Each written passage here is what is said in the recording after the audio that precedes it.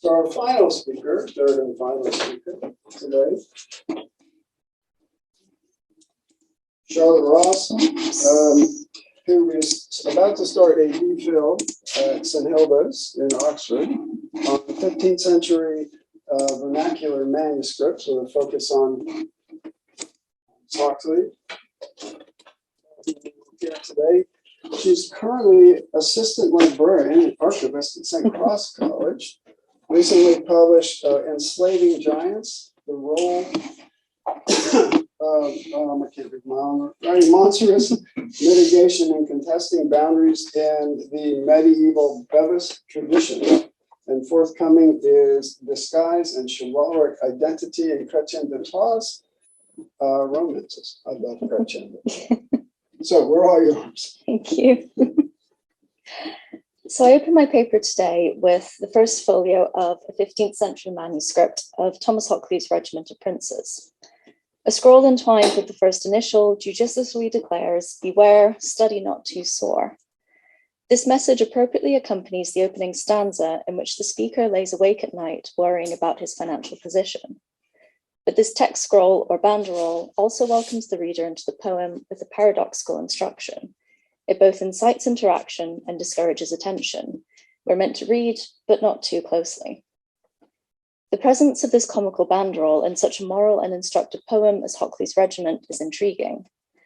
The regiment describes itself as the book of how princes should be governed, a serious socio-political tract that proclaims to council the soon-to-be Henry V on how to become a good king. But the regiment is also an instructive text on the duties of the scribe, in which Hoccleve demonstrates a heightened awareness of the craft and labour of writing.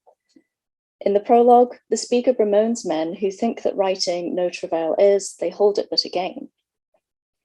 He proclaims the need for scribes to knit together mind, eye, and hand in order to accurately write. Especially notable in this passage is Hoccleve's emphasis on the responsibility of the dutiful scribe to work without variance, betraying an awareness, even an anxiety, of accurate textual transmission. As a scribe himself, both commercially of manuscripts and professionally of documents in the Privy Seal, Hoccleve would have been acutely aware of the risks of inaccurate scribes. A later reader of the regiment shows his sympathy with Hoccleve's mind, eye, and hand complaint when he annotates the margins of this extract in MS Ashmole 40. This hand, identified as the early 17th century poet William Browne, annotates this passage with possibly my favorite marginal note ever: "Writing is laboursome." And a few lines later, he replies to Hoccleve's statement that writing is well greater labour than it seems, with a simple yet sorrowful "it is." In the Middle Ages, the regiment referred to the general sense of moral government of one's conduct and behaviour, so the use of a regiment poem could benefit any and all readers. This may explain the poem's surprisingly large manuscript corpus. 43 complete manuscripts survive, copied across the 15th and 16th centuries. When we turn to these manuscripts, despite the serious moral instruction and heavy Latin glosses of the poem, we surprisingly find many such comical additions to Hoccleve's poem. They suggest that humour was an integral part of the scribal transmission of the regiment. Today, I will be looking around the regiment to the margins of the page at instances where scribes and limners engaged directly with Hoccleve's poem to make unexpectedly humorous additions. This marginal evidence rarely receives critical attention and is often dismissed as spurious scribal interference or mere error. In such an autobiographical poem, Hoccleve as author has a tendency to steal the spotlight. Yet they are nonetheless valuable evidence of readerly reception and show a uniquely humorous type of engagement with the text. I will explore the influence of these scribal additions to the poem and codex to consider why they appear in a moral and righteous poem such as the Regiment. I will argue that this is driven by the desire of scribes and limners to mirror Hoccleve's emphasis of the craft and labour of writing, and suggest that in some instances, scribal error and correction became generic to the manuscript transmission of the regiment. My first example is this marginal illustration that appears in British Library Harley 4866. In this folio, the scribe has mistakenly omitted a stanza and has been forced to write it in the margin. Either the scribe, or more likely a limner, then added this comic figure lassoing the stanza into its rightful place. Yet the most surprising fact is that this figure appears in another regiment manuscript, Arundel 38. Although they share many details and have both been dated to the second decade of the 15th century, Scholars agree that they are the product of two different artists. Whilst it is possible that both manuscripts were copied from an exemplar which contained this drawing, it is more likely that one scribe erroneously omitted the stanza and creatively corrected it, and then a second scribe, whether that was in Harley or Arundel is unclear, then decided to include this comical defect in his own work too, even though it served no purpose. The context of the stanza does not relate to this design, as it discusses Mary's virginity, so it's unlikely that the first omission was intentional. The function of the figure is clear and effective, to show where the marginal stanza belongs, but the way in which this is conveyed is surprisingly humorous, especially in the context of such a serious passage. This moment of scribal humour was deemed important enough to transfer across manuscripts and become incorporated into the text. It is, of course, possible that the placement of this stanza in the margins of the later manuscript, whether that was Harley or Arundel, was a practical decision. If the scribe wished to maintain the same number of stanzas per page as his exemplar, and to copy the position of each stanza on the page exactly, it would be sensible to replicate this marginal oddity. It is also possible that this mistake was unnoticed when the scribe was first calculating how many bifolium he would need, and that by the time the mistake was encountered, the materials had already been acquired. Yet it's the decision to replicate the comic figure and the motif of the lasso which is most interesting. It is true that images were an important part of Regiment manuscript transmission. The famous Chaucer portrait is an excellent example, appearing in this manuscript, in the Harley manuscript, and in Royal MS 17d6. There are also similarities with the Chaucer in the Canterbury Tales of the Elmsfere manuscript and in this later 18th century Tales manuscript. The image of Hoccleve presenting his book was also replicated, appearing in the Royal manuscript and in Arundel 38, and then copied into Bodleian Library MS Dowse 158. Images were even carried across different texts outside of the regiment. The copy of Gower's Confessio Amantis in Pembroke College MS 307 and Bodleian Library MS Bodley 294 contain these miniatures which closely resemble the portrait in regiment manuscripts. Nicholas Perkins suggests that these Confessio manuscripts were illustrated by artists in the same workshop as those who illustrated the Harley and Arundel manuscripts. So it's evident, therefore, that images were carried across regiment manuscripts. Yet the decision to transfer an obvious instance of scribal error, as well as these iconic images, shows that the humour of the mistake was also considered appropriate and even generic to the poem. The evident physical labour of the little figures hauling the stanza into the text draws attention to the physical as well as mental labour of writing, which Hoccleve discusses. Both figures pull at their ropes so diligently that they are almost horizontal, and remind us that writing is very much a bodily labour, and that the manuscript itself is something crafted.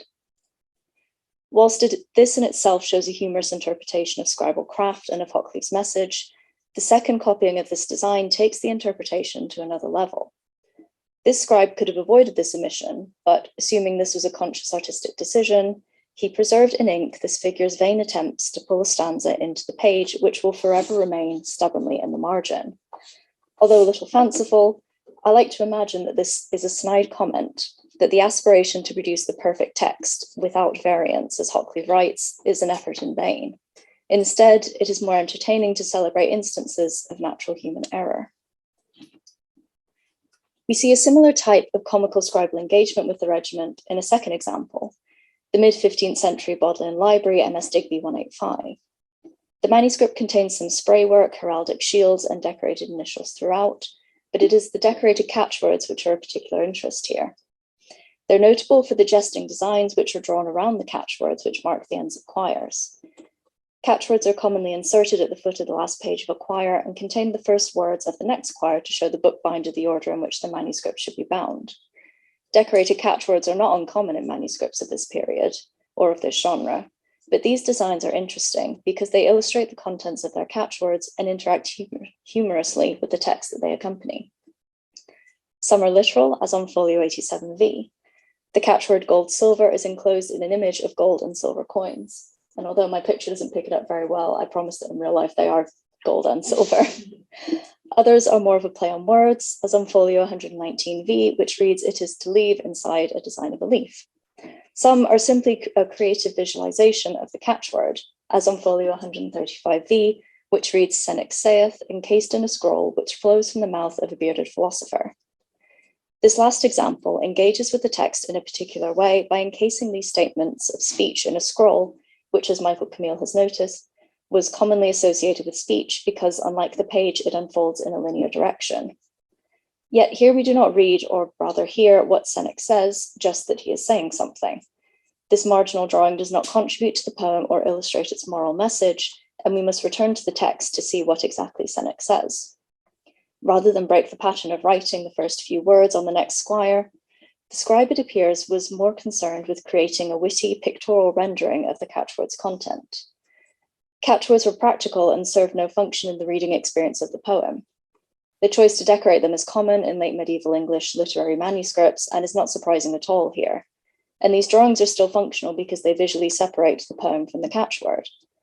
However, the playful way in which these designs interpret their contents draws the reader's attention to these practical words mid-text in a way that highlights and even beautifies the craft of making the book.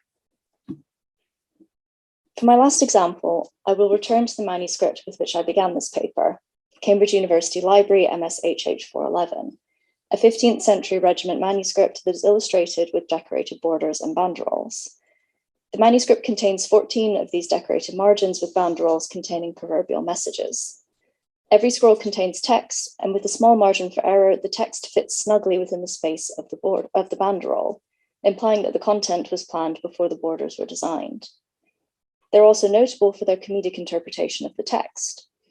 Although their proverbs are often somber in meaning, for instance, death spares no creature or fie on pride, their placement in and juxtaposition with the regiment shows a glimpse of the sense of humour of this manuscript's scribes and/or limners. Overall, this manuscript's borders are consistently three-sided, as here. At times, the vines and banderols stray up the margins and intrude into the blank space, but only on one folio do we find a complete four-sided border.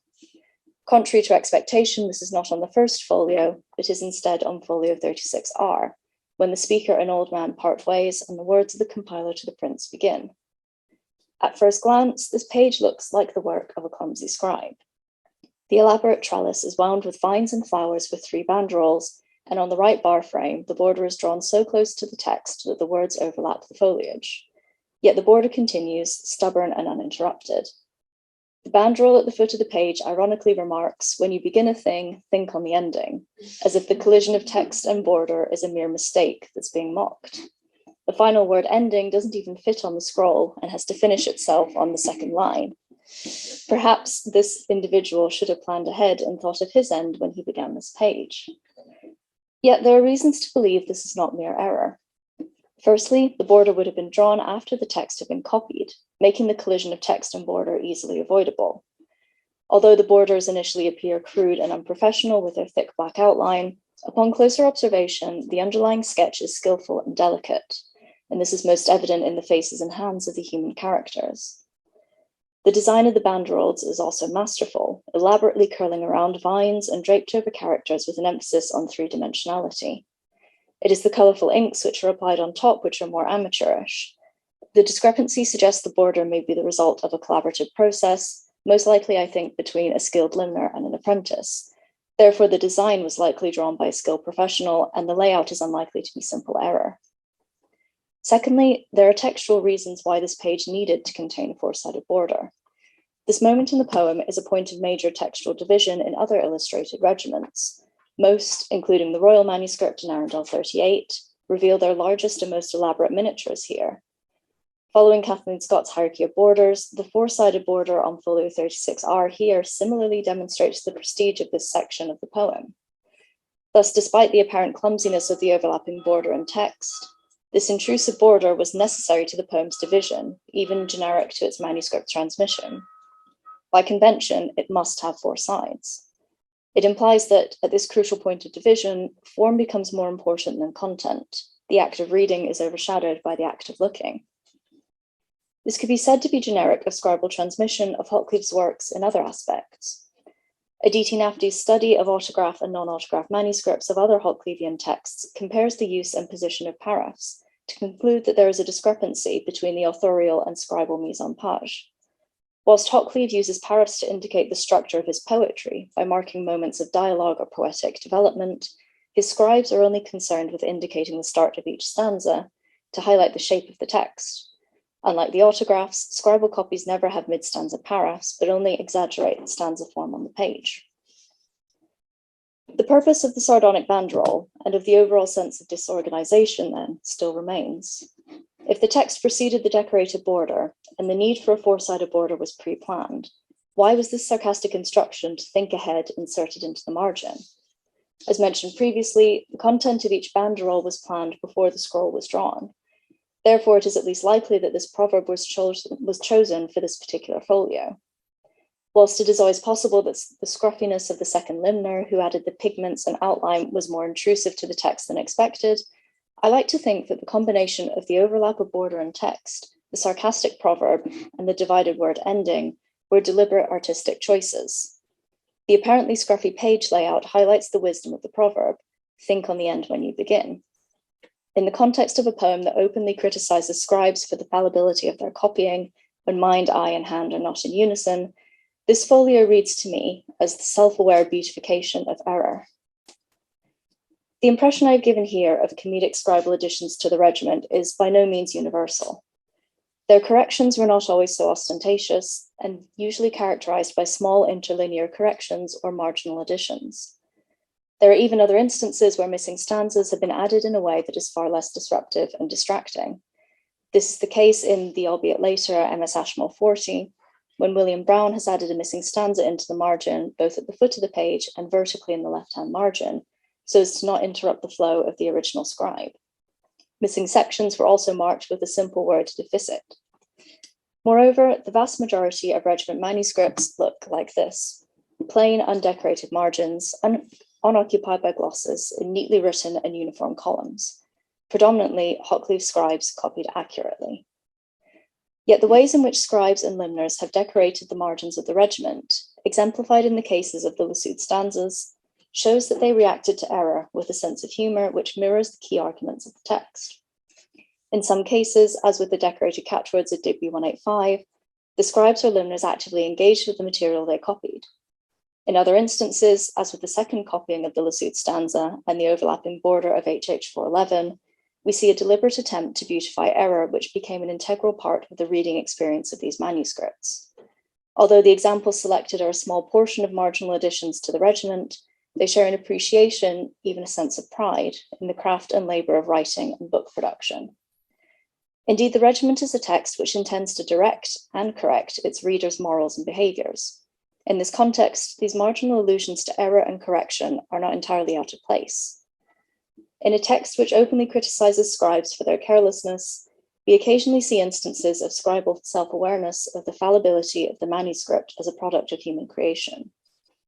These comedic marginal additions demonstrate their reactions to imperfections or to opportunities for creativity, which appropriate Hoccleve's moral poem into an artful expression of humour.